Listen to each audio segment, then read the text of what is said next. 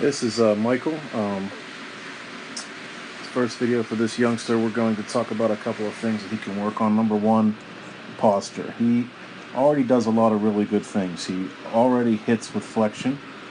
He understands how important it is to bar the lead arm. He does that well. He barrel loads well. Unfortunately, he barrel loads a little too well.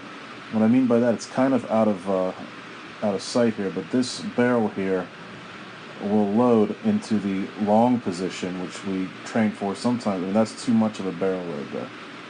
But he gets it flat. I wish I had a little bit of a better shot here, but he gets it flat, and then he gets into that strong position here. But he's a little straight up and down. So what I kind of wanted to illustrate was, the right way to do this, and on the right, and then maybe he can build towards that. He was given the no stride outside T drill to work on this week to help correct this. We want to see a batter, like we see on the right here. We want to see him get over with posture with his body. We want to see that spine do something like that, instead of the straight up and down spine that we see from Michael here. Now there's nothing wrong with that. There's a lot of really good hitters in the WPIAL actually that hit like that. It's just something that he needs to drill into his swing, and he'll become a much more consistent hitter and a much more powerful hitter if he can do that. That's what we're really after right here. I'd like to illustrate the back knee drive. It's very good. He's definitely getting up off his plant foot here. Let me see if I can tee that up real quick.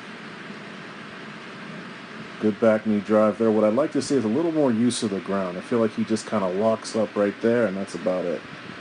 So there's some things that we kind of talked about. Oh, there's another telltale sign of somebody that's locked up their hips. So you'll see his foot clear here. His foot has passed his toe, and that's a no-no. If anything rolls, we want the front foot to roll to support hip turn. I think if he were to let go of the bat here and work on making it go down to the ground, he would allow himself more degrees of freedom to turn, and that might free up his back foot there just a bit.